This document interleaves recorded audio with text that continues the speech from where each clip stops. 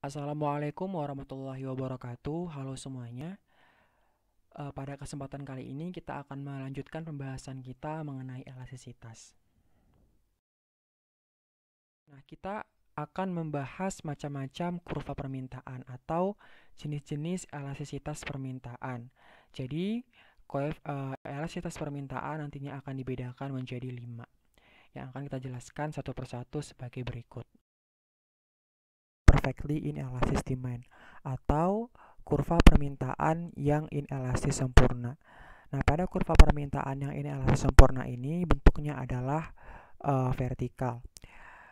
Nah, kita misalkan pada mulanya harganya itu 4 dengan kuantitas 100.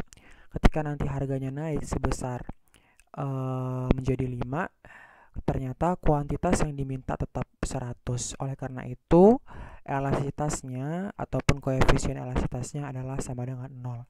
Artinya di sini berapapun tingkatan harga, berapapun jumlah harga, kuantitas yang diminta oleh si konsumen tetap sama. Apa contoh barang yang memiliki perfectly inelastic demand? Contohnya misalnya adalah tanah dan juga air ya teman-teman. Oke. Baik, selanjutnya yang kedua adalah inelastic demand atau kurva permintaan inelastis. Nah, pada kurva permintaan yang inelastis demand ini, bentuk kurvanya cenderung lebih curam, teman-teman. Nah, di sini kita misalkan harganya awalnya 4, kuantitas awalnya adalah 100, terjadi kenaikan harga sebesar 22%, yaitu menjadi 5. Nah, ketika harga naik 5, ternyata permintaan turun menjadi 90. Nah, berarti di sini ada penurunan kuantitas sebesar 11%. Artinya apa? Di sini terjadi kenaikan harga, persentase kenaikan harga itu ternyata melebihi daripada penurunan daripada permintaan itu sendiri. Makanya koefisien elastisitasnya itu lebih kecil daripada 1. Contoh barang-barang yang mempunyai koefisien elastisitas yang kurang dari 1 itu adalah barang-barang kebutuhan pokok seperti beras. Oke teman-teman, kita lanjut yang ketiga yaitu unit elastic demand atau kurva permintaan elastis unit. Artinya di sini bahwa kenaikan daripada harga persentasenya itu sama dengan penurunan daripada kuantitasnya. Di sini harganya naik sebesar 22% dan kuantitasnya juga turun sebesar 22%. Makanya koefisien elastisitasnya sama dengan 1. Untuk contoh barang yang mempunyai koefisien elastisitas 1 itu teman-teman hampir tidak ada ya.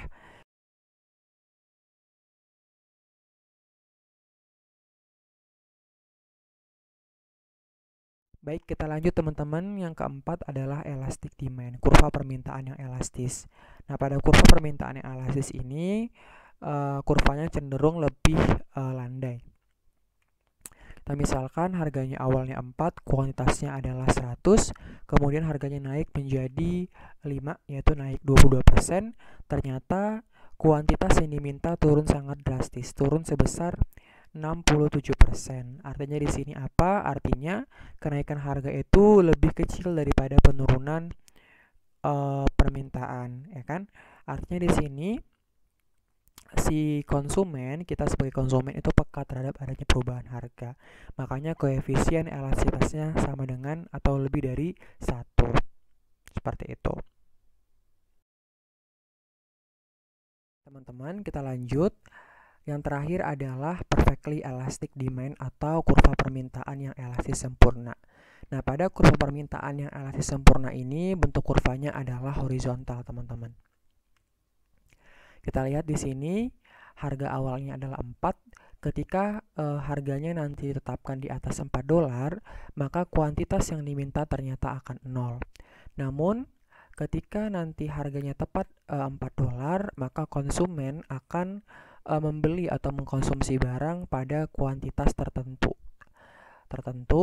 Nah, tapi ketika nanti harganya turun di bawah $4 sedikit saja pun nanti akan menyebabkan adanya kenaikan daripada permintaan yang sampai tidak terhingga. Apa contoh barang yang perfectly elastic demand, teman-teman? Contohnya adalah misalnya barang-barang kebutuhan dunia seperti minyak dan gandum, gitu ya. sehingga koefisien elastisitas permintaannya adalah infinity atau tak hingga. Nah, teman-teman dapat mempelajari jenis-jenis elastisitas atau jenis-jenis kurva permintaan itu dengan rumus cepat ini, ya kan? Teman-teman bisa melihat bagaimana koefisien elastisitasnya. Kalau yang elastis sebesar daripada 1, kalau yang inelastis kecil daripada 1, kalau unit dia sama dengan 1, kalau elastis sempurna dia sama dengan tak hingga, sedangkan kalau yang inelastis sempurna sama dengan 0. Di sini juga teman-teman bisa melihat contoh daripada masing-masing jenis elastisitas ini. Baik teman-teman, demikian pembahasan kita kali ini mengenai jenis-jenis kurva permintaan atau jenis-jenis koefisien elastisitas permintaan. Untuk materi selanjutnya akan dijelaskan pada video berikutnya. Terima kasih. Assalamualaikum warahmatullahi wabarakatuh.